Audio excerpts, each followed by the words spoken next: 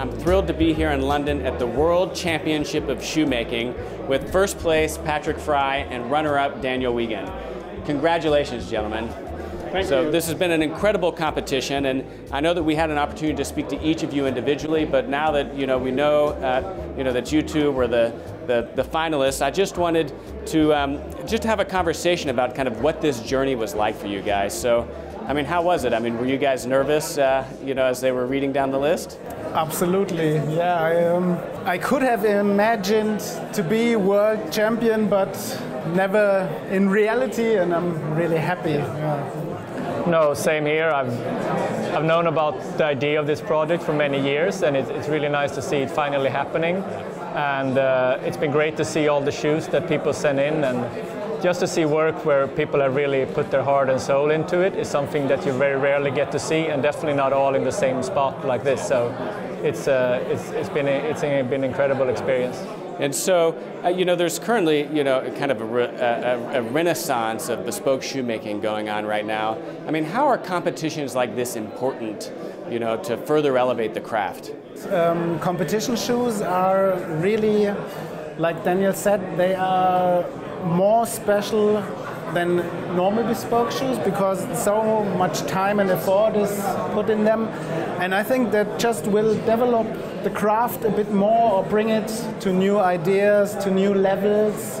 And I think that's really, there are more competitions, but this one is the competition where the good shoemakers entered. Others, it's the average level. And so I think for this competition, people do what they really can do, and that will bring everything develop more. Yeah, absolutely. Daniel? Yeah, and this is another aspect of it that's incredible, that this is the shoemaker's vision and not a shoe that the customer ordered. Every day we make shoes for other people, and now we get to make the shoes for ourselves, or the way we see a beautiful, imagine beauty. And yeah, it's just something we generally don't have time to do, and this event kind of gives us that forum to motivate ourselves and to exhibit our work. Absolutely.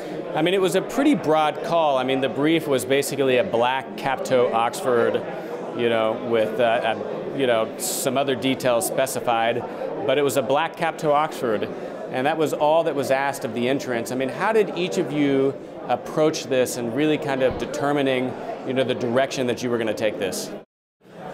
I had the vision of that shoe from the first day on. I read from the competition.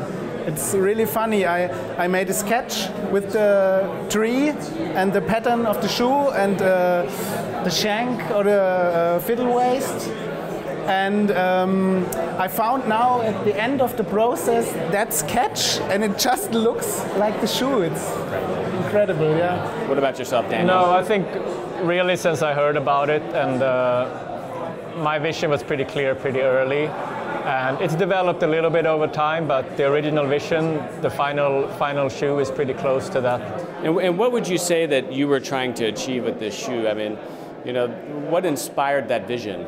I think I've tried to do what I do day to day when I work for customers, but just for myself, is create, not be too extravagant, something classy, timeless, traditional but contemporary, and just execute in a beautiful way that's just easy on the eye. Yeah, absolutely. I had a vision of creating a real masterpiece that has a charisma of that beauty, elegance, and quality, let's say, and that it's, the beautiful thing in that competition is that you can, normally we do bespoke shoes and they have the purpose to fit well, comfort, last long, be beautiful, but now it's not the functionality in the first place. The art and craft is more in the first place. So it's you could build an artificial form, shape, and make it really fine work.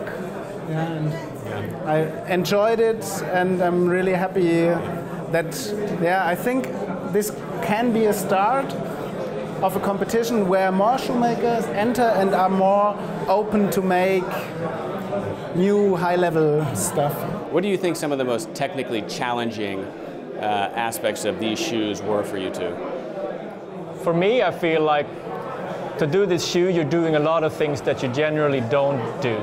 So a lot of it is out of your comfort zone. The things I do every day, and I'm very comfortable with them. But the way I do the stitching, the day I build the heel, most of it's unlike anything I've ever done before, and doing that at a high level without get to practice it before, I think that's absolutely the hardest part. I agree. I mean, it's really interesting how, I think, Philippe and Tinza, third place, Daniel being second, and then Patrick, you being number one. It's really interesting to see how, in some ways, I think first and second place were really breakaways.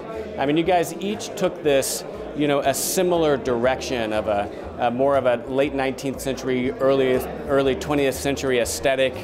Really were able to elongate the lasts and put beauty and elegance into this, while complementing it with a level of make that I think, at least for myself, I've never really seen before. And yeah, working with simple styles like that, you cannot hide the quality behind design. So the make and the quality has to be top notch because it's very visible on a simple design like this. Yeah. So how do you think you guys are going to go celebrate then?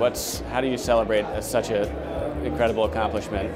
Popcorn? Yeah, popcorn. Popcorn and beer. Popcorn and beer. So I look forward to seeing you guys at the pub tonight. Congratulations. Thank you very much. Yeah, congratulations, Daniel. And you guys are very well deserved.